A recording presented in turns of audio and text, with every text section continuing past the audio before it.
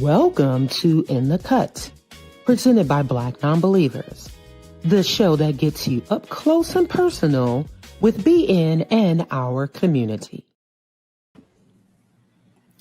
Good afternoon, evening, or morning. Welcome to In the Cut, the show that gets you up close and personal with Black nonbelievers in our community. My name is Edith Gray, and I'm your host for today. If you are new to the channel, In the Cut is a production of Black Nonbelievers. We're a 501c3 organization. We're headquartered in the Atlanta area, where we connect with other Blacks and allies who are living free of religion and might otherwise be shunned by family and friends. We provide a caring, friendly, and informative community. Instead of accepting dogma, we determine truth and morality through reason and evidence. The mission of Black Nonbelievers is to provide secular fellowship. We nurture and support non-believers in coming out and in open identification. We encourage pride in non-religious communities and non-religious identities. We educate the public on the history and the current state of non-belief in the Black community, and we organize events and charitable causes. BN welcomes all, regardless of age, gender, sexual identity, gender identity, national origin, or racial identity. However, our content and our work prioritizes Black non-religious voices. So this time I would like to welcome Mandisa Thomas to the show, the president and founder of Black Nonbelievers. Hello. Hello, Edith. How are you doing today in that sunny Mexican weather? I am chilling, really, because now it's past the time when I could be outside. It's learning the new schedule of how to manage the extreme temperatures here. So good to be here. Good to be here. Awesome. And it's interesting because we just experienced a cold front here in the Atlanta area as well. There was just like a tornado that passed through and it became extremely cold. And then it warmed up again. And we just had happy equinox. The first day of spring was yesterday. So we are officially in spring, and the pollen is the pollen is in full force here. Yes. And the family suffers with allergies. So we're dealing with that. But we're looking forward to a very, very hectic and busy spring and summer here at Black Nonbelievers, and looking forward, again, I'm looking forward to everything that we have coming up. Before we get into our special guest, really excited, been wanting to have this guest on for a while. I just want to take a moment and in memoriam to reflect on Richard Peacock, who established our first ever BN affiliate outside of the Atlanta area. Richard, we first met him at an American Atheist regional event in Fort Lauderdale, Florida, at the end of 2011.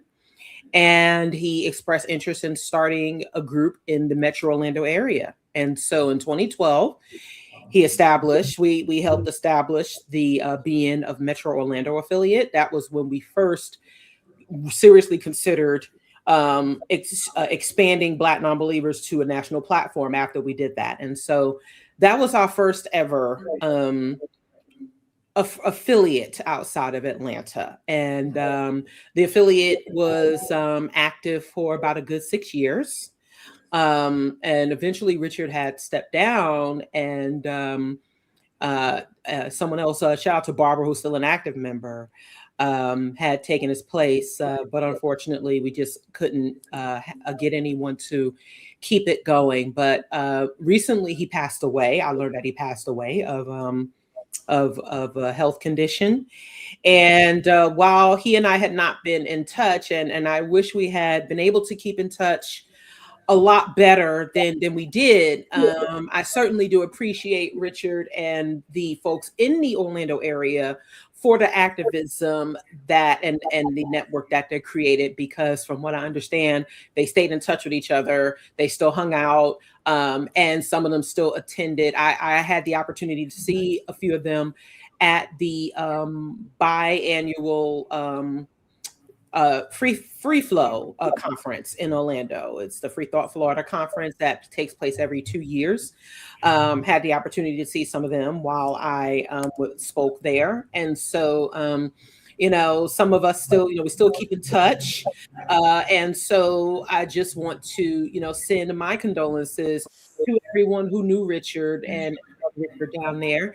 And as always, we always look for folks who are willing to step up and reactivate or either start a new affiliate group or reactivate any group where we were previously and would like to start it up again. So, we in our 15 years of an organization, this is a part of the history, and we remember those who were a part of us and who are no longer here with us. And so that is, we definitely, I just want to take a moment to recognize and remember Richard for his accomplishments to Black non-believers, especially in the Orlando area, for the time that he was with us.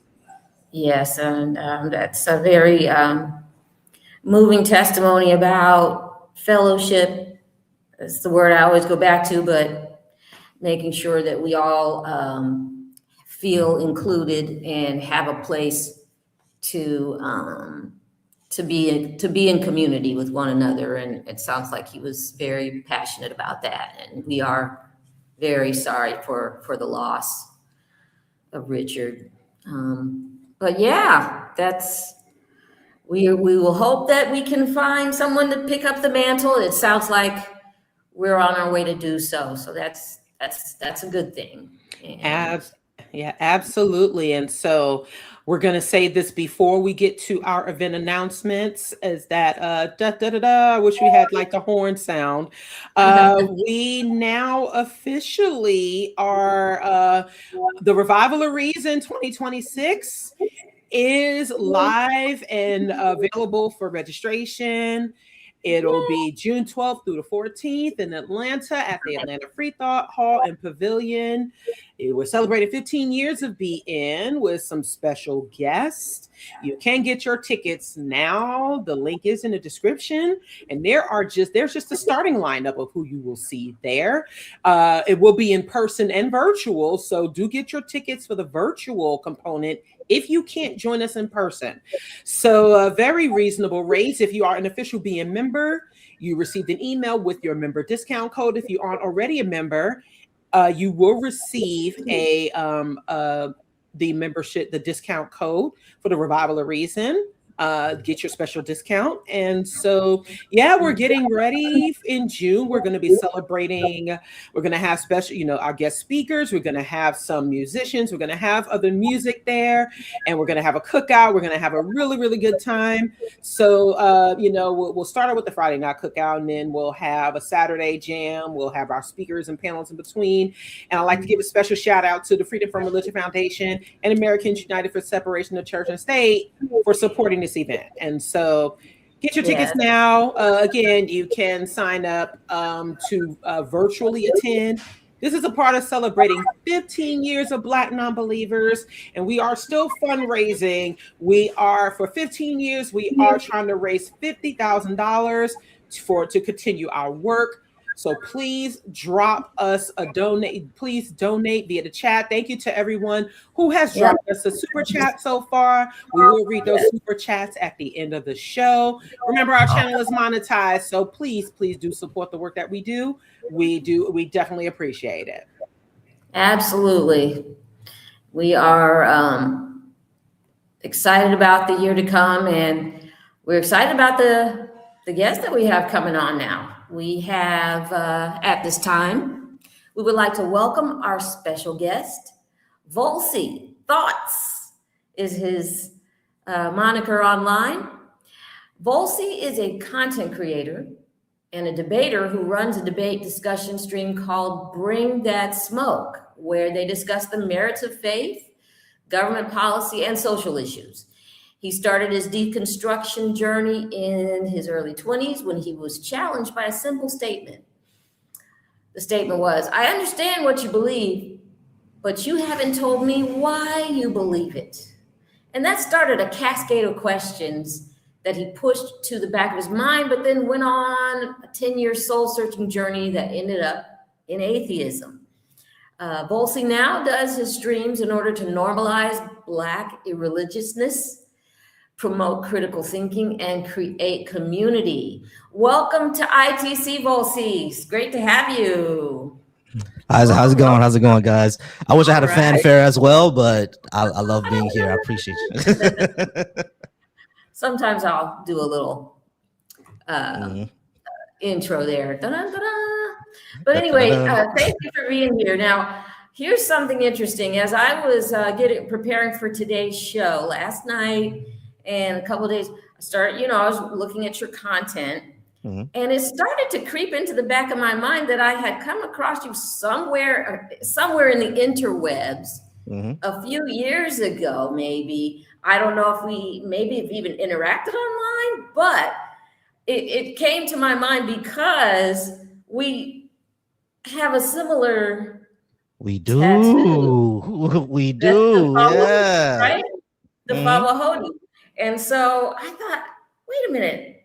I think I somehow looked up something about that. Anyway, it's a great tattoo. I like it. It is. I love it.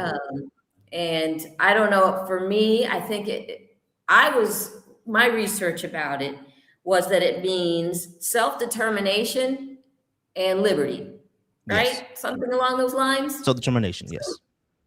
Yes, what'd you say? Yeah, self-reliance, self-determination, basically was what it means. Yeah.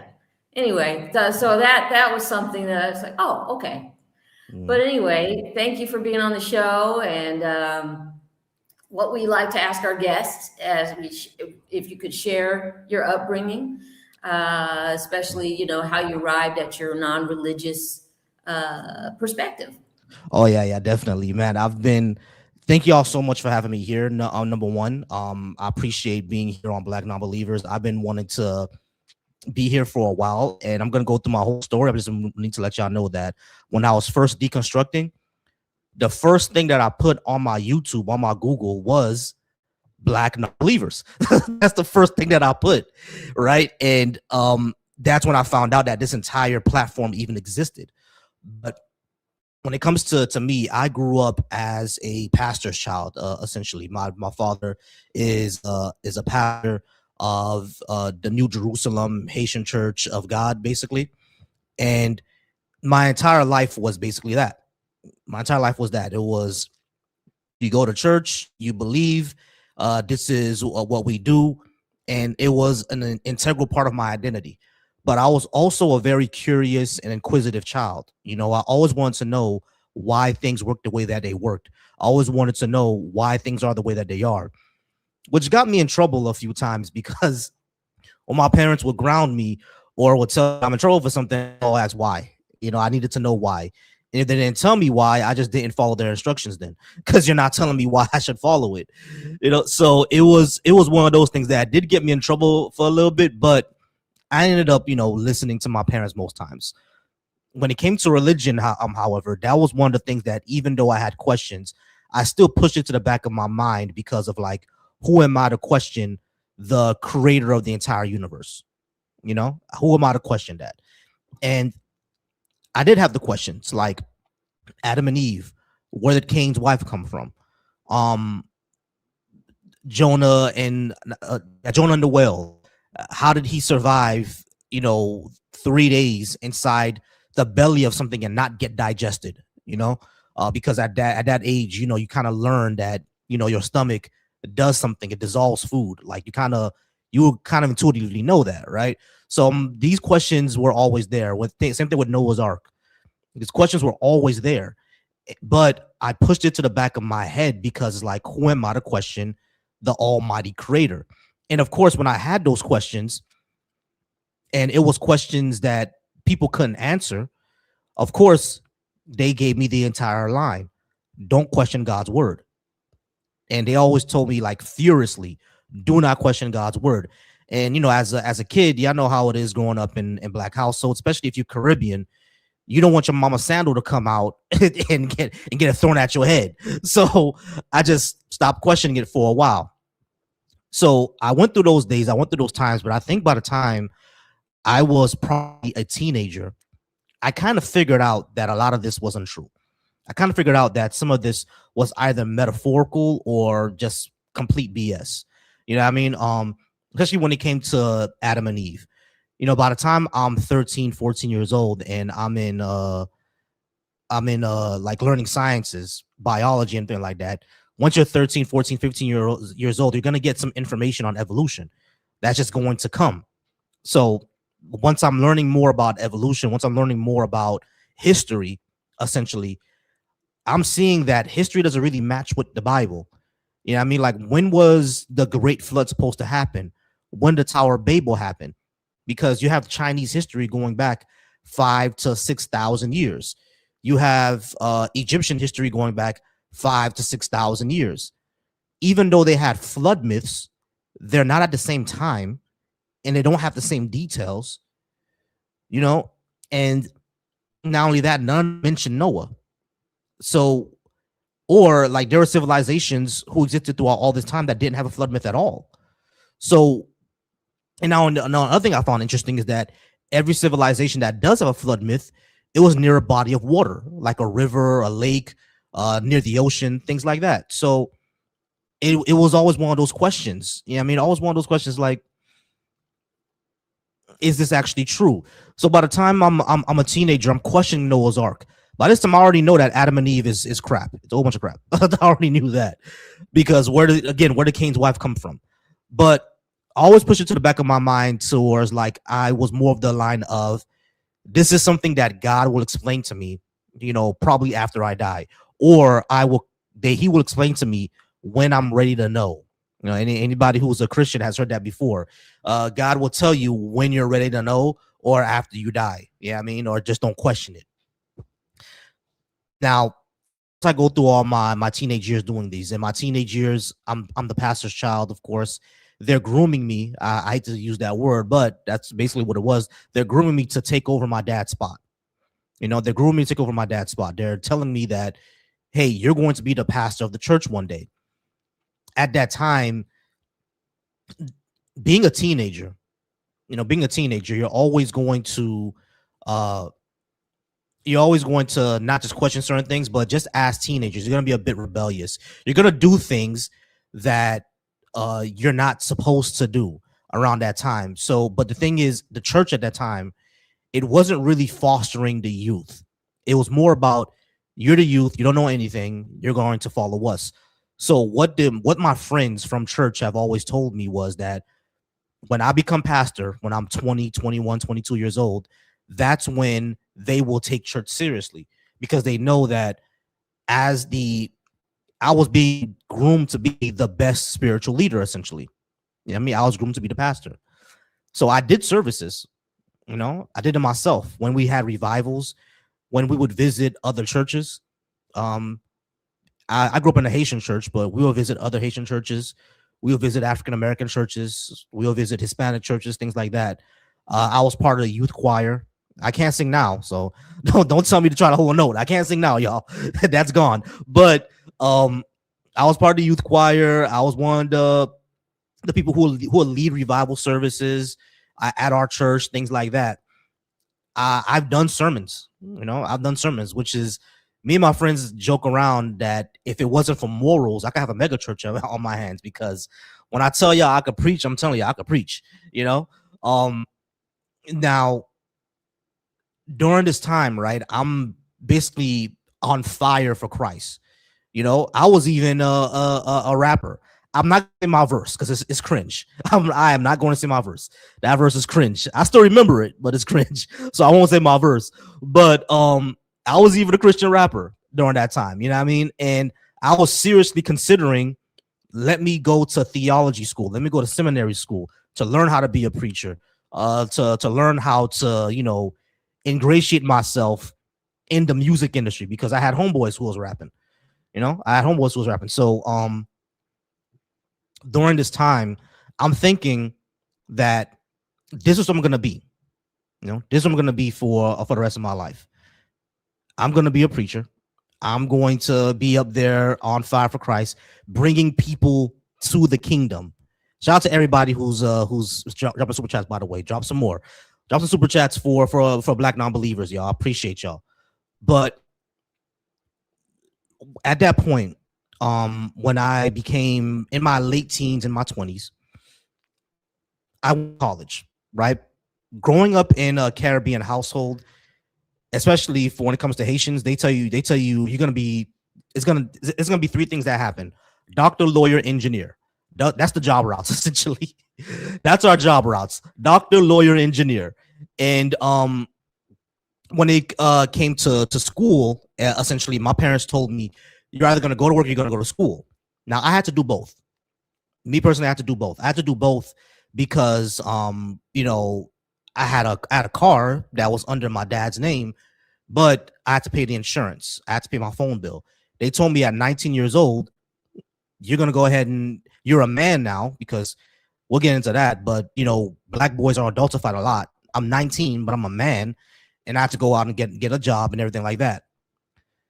What's funny about this is that the same time I'm in school, as I was said before in the in the intro, or as Edith said in the intro, I'm at school.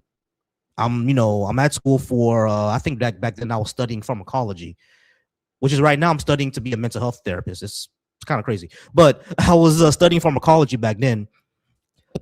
But I had to take an elective, and when I was choosing my elective, I said, "Oh, philosophy, easy." You know what I mean? What's so hard about sitting around thinking all day? Philosophy. You know, so I took a philosophy class, and that's when I heard that question, right? In my philosophy class, he was saying that in this class, we are going to challenge every single thing that you know and you believe. If you think that this shirt is black, I'm going to challenge you to see this shirt as blue another way. You know what I mean? That's what philosophy is all about. That's what I took that class for. I said, this is great. I want to learn. I want to open my mind up. I'm still that inquisitive person that wants to learn about everything, you know? So he told us to go ahead and write his intro, write out your intro essay, tell you what's your identity, what you believe, anything like that. My identity at that point was 100% on Christianity.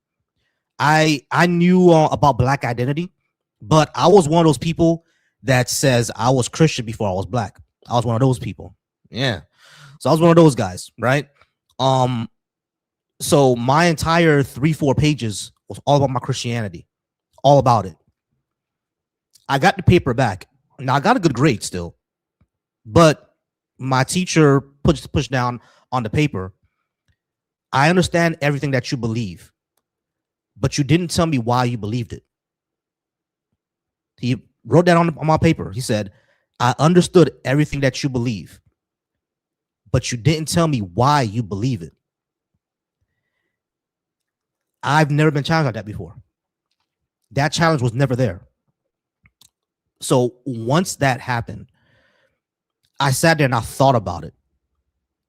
And, you know, that inquisitive nature kept popped back in. It's like, yeah, why do I believe this?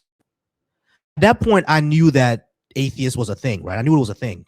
But because I was so insulated within my community, atheism at that point was people who, number one, worship the devil. Crazy, right? But that was an atheist, someone who worshiped the devil, someone who knew God existed but hated him for some reason. Just like, you know, the kids that we see on TV that are like, oh, I hate you, mom, and go to their rooms, you know. So that's what I thought an atheist was. 1, worship the devil. 2, just hates God. Or 3, something is genuinely wrong with them. You know, something that's genuinely wrong with them, meaning they're unhealthy mentally, emotionally. Essentially, the way I was taught an atheist is a bad person. Yeah, I mean, someone who hates God, someone who worships the devil, or someone who's genuinely wrong with them. So I was taught that an atheist is a bad person. You know, so at that point, I'm like, okay, well, I'm not atheist. You know what I mean? So I have to figure out why I believe this, because there's a good reason for me to believe it. So that's what brought me down to cascading of, why do I believe this? How can I know this to be true? These things were all happening at the same time. Me going to work in interacting with other people who are of other religions, other faiths, people who don't go to church at all, people who are part of the LGBTQ community. Because at that point, I thought, of course, being insulated and growing up in a culture that's very misogynistic, very patriarchal, very chauvinist, LGBTQ people are going to hell. You know, they're not right. Something is wrong with them, et cetera, et cetera. These are all things that I still believe and I was taught.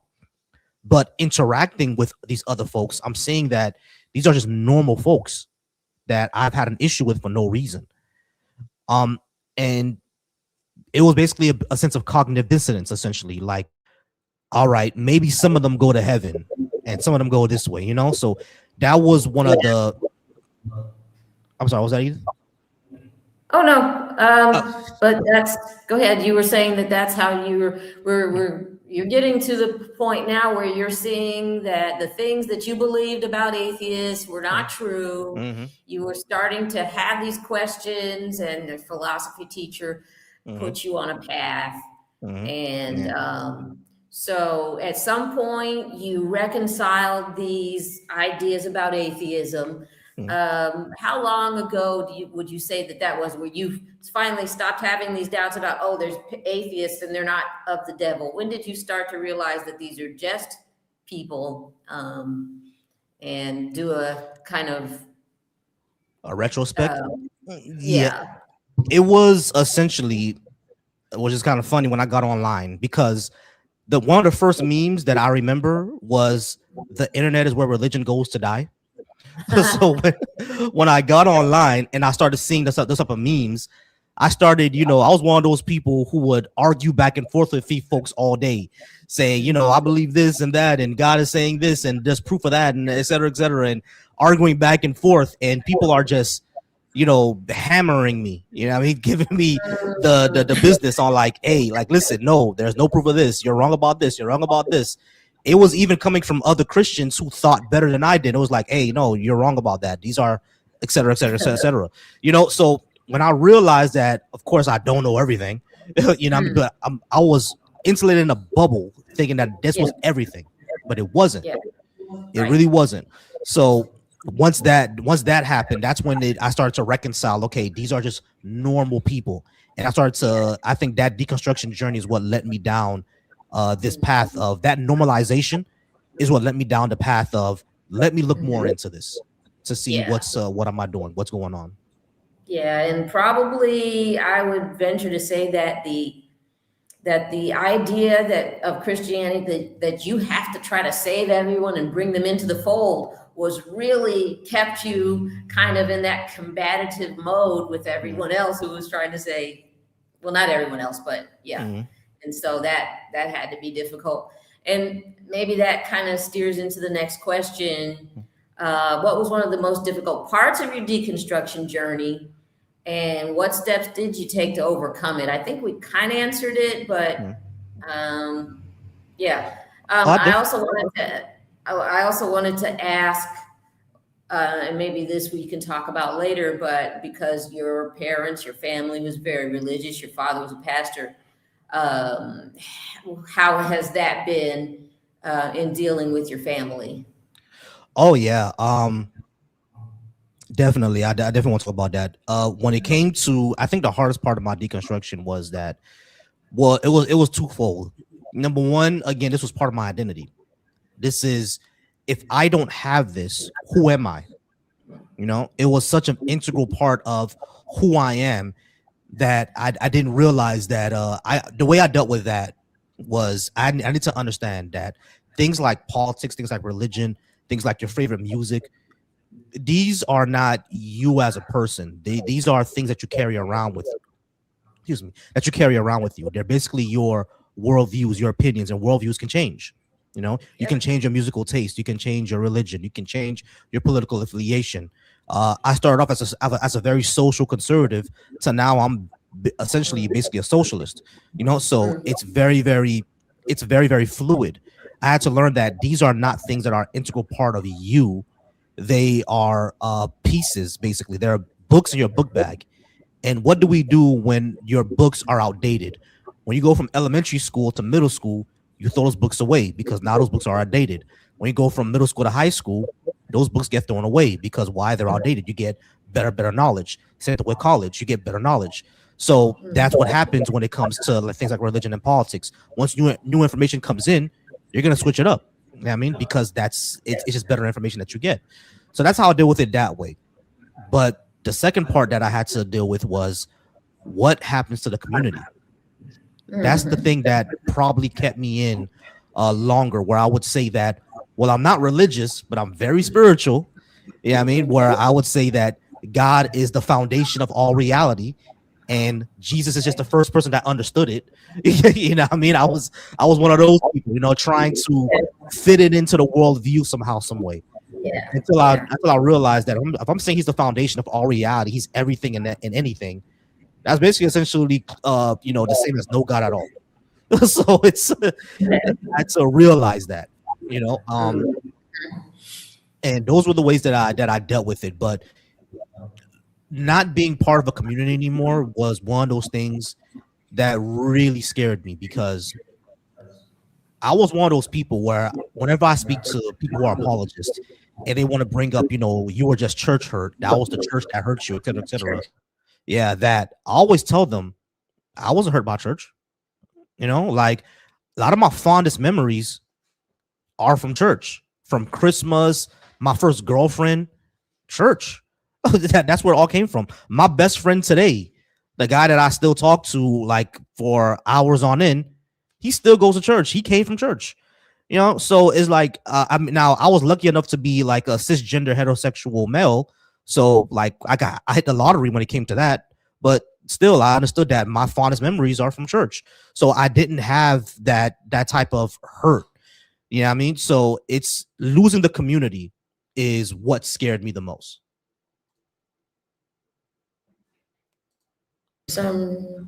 Okay, my mic was muted for a minute, but yeah, it's the and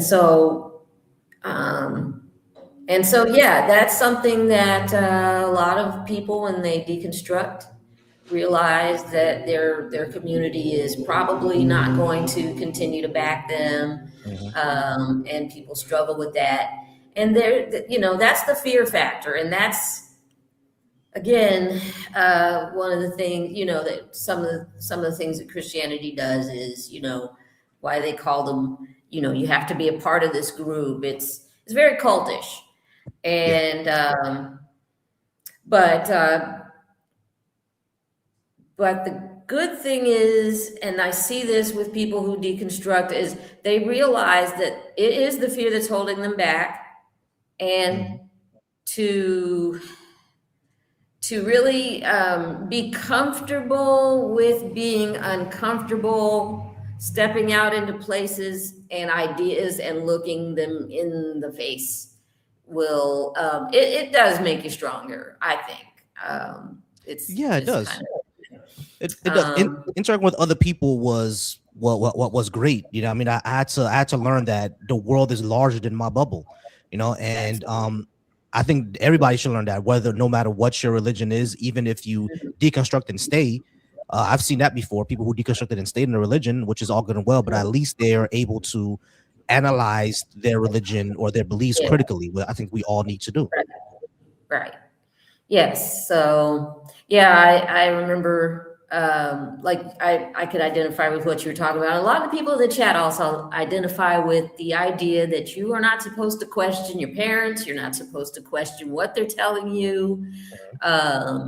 You either got that cold stare or you got some corporal punishment for asking questions. And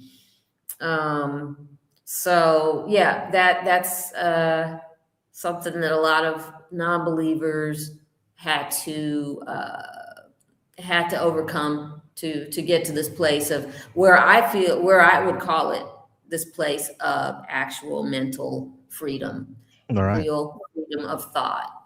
And yeah, so it's good. It's all good. So so now as we were talking about community, and this is kind of like a softball question. Come on, how important is it to find community? We know it is. And so how would you say that we should how should we all help to build better community?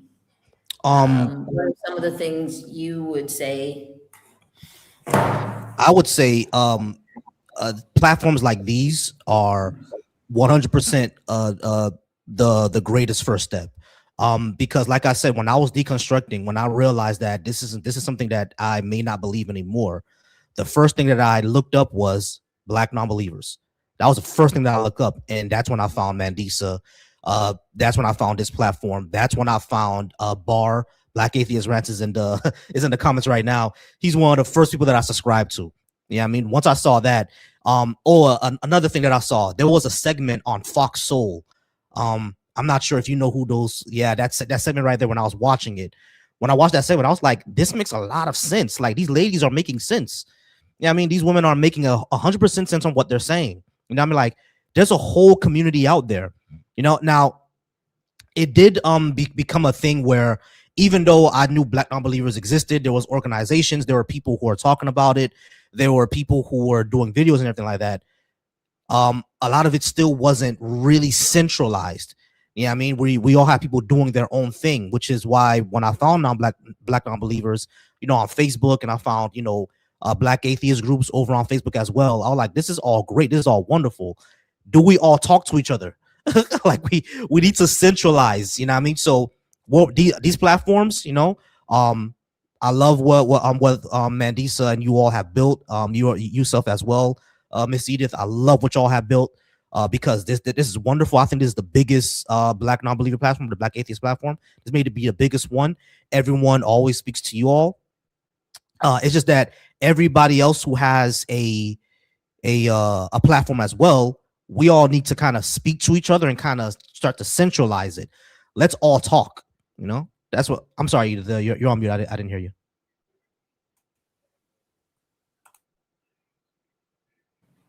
I would say yes. We need to. I would say coordinate. Yes, coordinate. Let's coordinate. I'm trying to do that voice of the dad in Friday. It's not working out. So oh, good. But that's what I've always said. Let's all coordinate. So these are great ways. I think empathy is another great way. Just having basic human empathy, and I think deconstructing from a lot of harmful practices, a lot of harmful beliefs as well, because you can deconstruct from religion, but that doesn't mean that you deconstructed from misogyny. You know what I mean? Like, if I'm part of Black non-believers, and, you know, I enter this and I'm a misogynist, how am I ever going to, you know, follow you, Miss Edith, or Mandisa? I can't follow y'all, because I believe that women have a certain place, which, you know, after I deconstructed from religion, a lot of that was still kind of there. You know what I mean? But one thing about me is that when I said that if this religion that I believe is not true, what else that I believe about the world is also not true. So that's when I started looking more into things. I was one of those guys that thought that, oh, you know, women are more emotional and men are the logical ones. But then I realized that, hold on, me as a person, I was insecure as a kid. Even in my early 20s, I was still very insecure. So isn't that an emotion?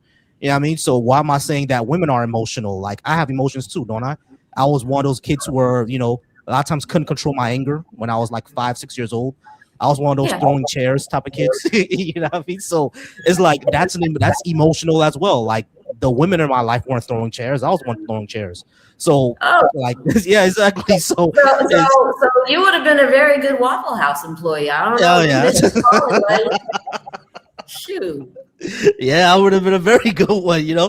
So it's like I had to question all of these you know, misogynist and patriarchal things that I was taught. And to be honest, I'm still learning. There might be still, you know, patriarchal things that I still believe. There might still be misogynist things that I still believe, you know. So it's one of those things where I don't know it until I say something, and then it's called out to me, and then I can deconstruct from it. But still, at least I know that that it may still exist. You know, I think these are the type of things that as we build community, we need to deconstruct from everything that we've learned, because again, if this religion, if this, you know, person on high is likely untrue, what else is likely untrue that you believe? You'll be surprised how many homophobic atheists that I've met. and I'm super surprised at it all the time. I'm like, why? Why? That's something that I've come across lately is agnostics or people who don't believe in God but are still racist. I'm like, that doesn't make sense. And the thing you were talking about just a second ago about emotion, women are being those high emotions being attributed to women. All you got to do is sit back and think for a second. Who has started all the wars? Who's in jail for killing and beating and robbing? It's us. It's us. It's the male population. By Exactly. and large. But and that's an important. I'm glad you brought that up today, as we are in Women's History Month. Gotta keep all of the innovators and originators at top of our mind this month, and all months, but especially this month. Exactly. It was all just one, just like how you said, it was and this is why I talk, politics as well on my channel, because a lot of these are, political, like they like religion affects our lives a lot, but it spills over into the political sphere because, all of the policies, way too much, like you said, way too much. All the policies on, controlling women's bodies with anti-reproductive rights that comes from religion, like women are supposed to belong to us, women are made from men's ribs and everything like that. You'd be surprised how many people still believe that men and women have an unequal amount of ribs. Like it's so stupid. But people still believe it. What did you say? An unequal amount of ribs? Because because Eve was made from Adam's ribs, so people still believe that men are missing one rib. There's folks who still believe that, and it's ridiculously dumb, but people still believe it, and all of these policies that we see that are against women, against the transgender community, it's all about against freedom of expression. It's all about these religious expressions, these religious beliefs, spills over into politics, which is why I like to talk about it a lot, to deconstruct from harmful practices and beliefs as well, which is why that pushed me further and further to the left, because it's like, why do I believe these certain things about society, or how it should be ran, or what these policies should be? There's no good reason for it. Yep. I mean, I grew up in a Christian household and was baptized very early, but I still, in the back of my mind, I always had the questions, and I could inherently see the double standards when it comes to gender stuff and male and female roles. I could inherently see the, like I said, the disparities, I said the word earlier, but the inconsistencies of it all. It was like I could see the males were able to do certain things that women weren't able to do or weren't supposed to do. And I thought, that kind of takes away my humanity, because there's nothing inherently gender specific about wanting to build a go-kart, but those type of things are attributed to males. Anyway, Mandisa, you wanted to hop in here? Now, I just have a quick question for Volsey before we wrap up. Thank you once again for being on the show, and good to finally connect. So you said you were in school for what now? I'm in school for clinical mental health counseling. Okay, yes, clinical mental health counseling. And so, like you said, you're a PK, a pastor's kid, like many folks who have deconstructed and now become atheists. And as you know, that does come along with the status as well as a privilege. So in your educational path, as well as your community path, how do you internally reconcile perhaps the subconscious, like misogyny or views that you may have or that come along with that, because people, as we deconstruct, we may realize that, it is a problem, right? But we may not realize how we may still be carrying it out in our everyday being. So how do you help in addition to if something is brought to your attention in your educational path, as well as your content creation and your community building, how do you try and maybe keep track of these things that you are still deconstructing from, that are coming from being a preacher's kid, coming from having that privilege, and now coming into this space? Um, what I did a lot was basically write it down. If I was called out for something that was, you know, off from a misogynist or anything like that, I would write it down. Even though it made me recoil, like, you know, wow, I actually said this, I had to understand that, you know, this is something that's harmful, you know, so I need to remember it. If it's something that I didn't write down, I'll make sure that it's scarred into my memory, like saying something like, okay, this was something very, very harmful and very embarrassing that I said. So it's not about me being embarrassed, it's about the harm that I caused. And I should be embarrassed, you know. So I know a lot of people like reminisce a lot of times about embarrassing moments. Me is all the times that I've said something that was either misogynist or homophobic or ableist or anything like that. Even though I felt the embarrassment, I still tell myself I need to feel that, because I need to remember what I did. You know what I mean? For me to not cause that harm again. I always try to check myself, like try to research as much as I can. I speak to people who are in the who are more well versed in feminist literature, especially Black feminist literature. I speak with them as well, and it's like, hey, you know, is there anything new that came out? Who else should I read? You know, or if someone is like, if I follow a content creator who's talking about the harm that, you know, men or males can cause, I read exactly what she or he is saying, or he, she, or they, what you know, I read exactly what they're saying, and I try to take that in to understand exactly, is this something that I've done before myself as well? Or I even ask them, hey, what can I read to learn more about this? Because I never thought about it this way. What else can I read? You know, and a lot of times they're very nice about it. I spoke to Feminista Jones before, and I said, hey, can you you know, what can I read to understand more about what you said? And she gave me a list of readings, and they're in my Amazon cart right now for me to get them and read them, because I just want to understand, make sure that I cause as less harm as possible, because that's part of being a counselor. I don't want to harm someone or bring in a belief that will harm them, and that includes Christians. You know, so I know I might get some Christian clients, and me being a non-believer, because I've heard from some Christians that said that before, that they can go to their pastor, but they'll rather go to someone who is not really aligned with their belief, because I can call out what they don't see, you know what I mean, or what they're blind to.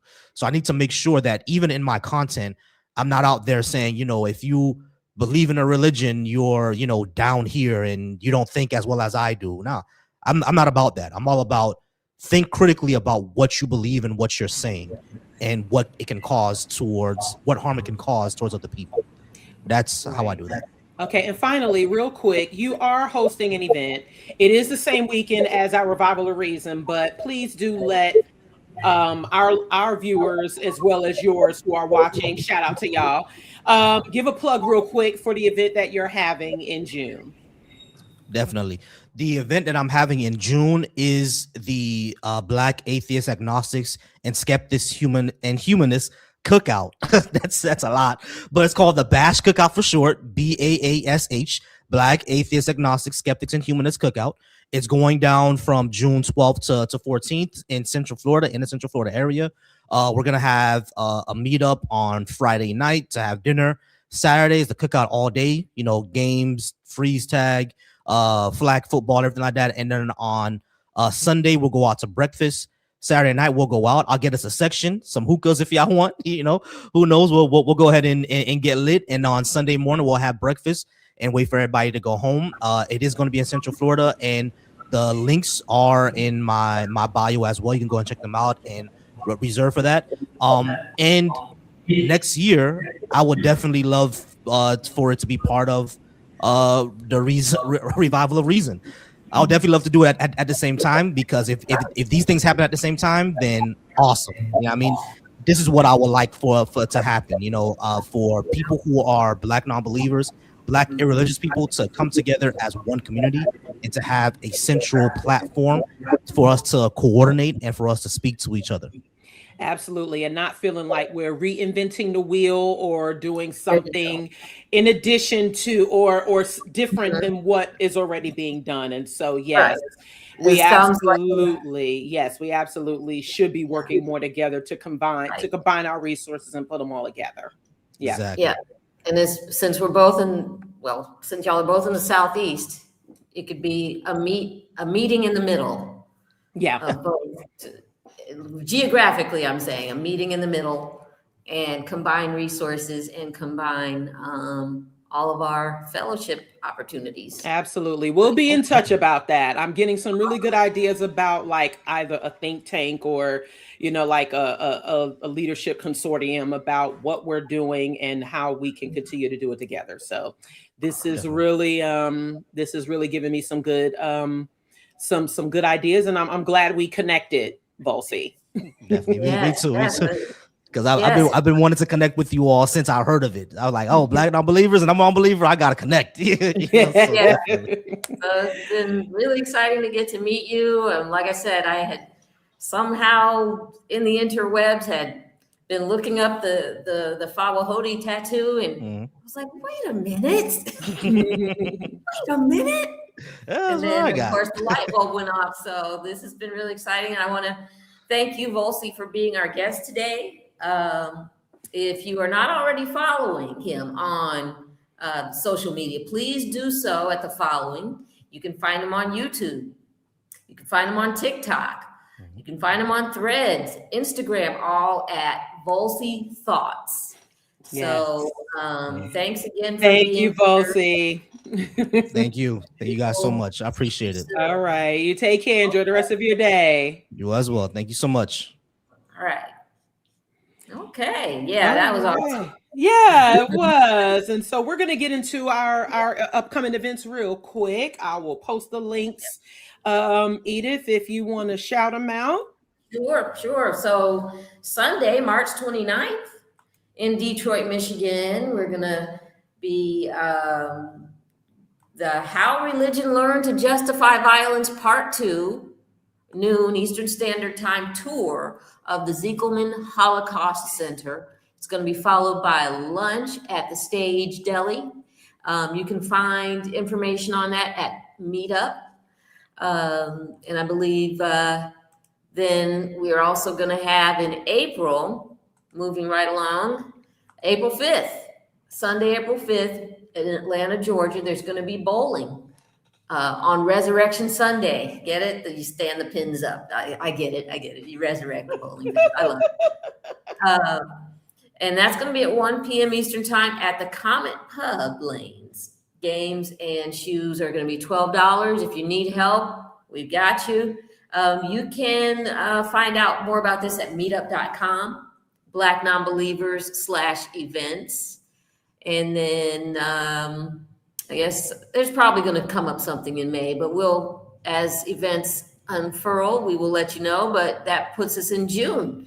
We're going to have the Revival of Reason that we were just talking about. That's going to be June 12 through 14. That's going to be in Atlanta, Georgia. I believe you got the venue, correct? Yes, we will be at the Atlanta Free Thought Hall and Pavilion, which is on like the northwest side. It's formerly in Smyrna near Cobb County, but it is still Atlanta. So yeah, we will be there. There's going to be, it's an old church, but it's a hall and pavilion. I know you've been there before, Edith. So yeah. I think that was actually first time that I saw you in person. Yeah. I think that was like my first. Yeah, I think that was my first actual meetup with other non-believers. There were also allies of all shades there. But yeah, it was at the Free Thought Hall in Atlanta. So we're going to have speakers.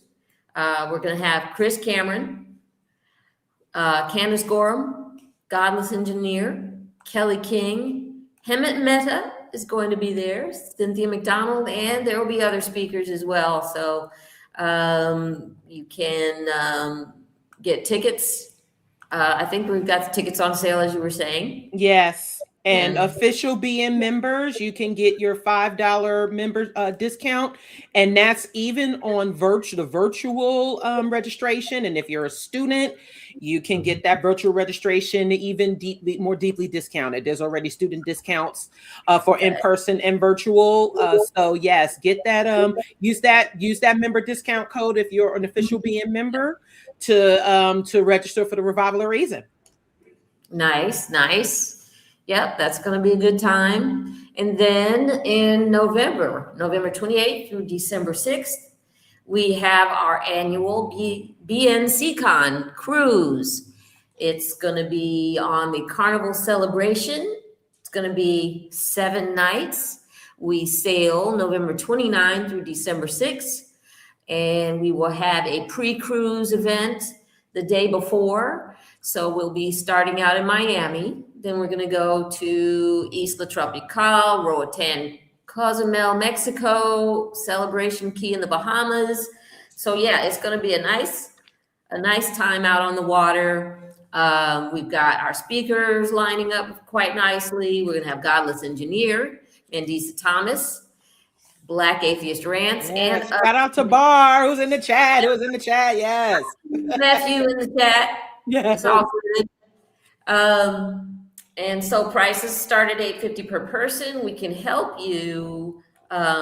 If you need a cabin mate, we can help you with that.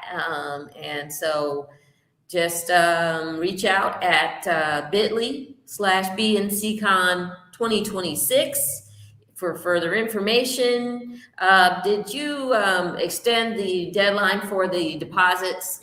Yes, there's still time. There's still time to get in your initial deposit. Not much though, but you can still pay incrementally. It's just that the initial payment rate will increase, and that's to keep in touch with, that's to keep in pace with how we have to pay for, for the cruise line, and then also to line up the speakers and such. But there is still time to get your initial deposits in, but do so before it goes up.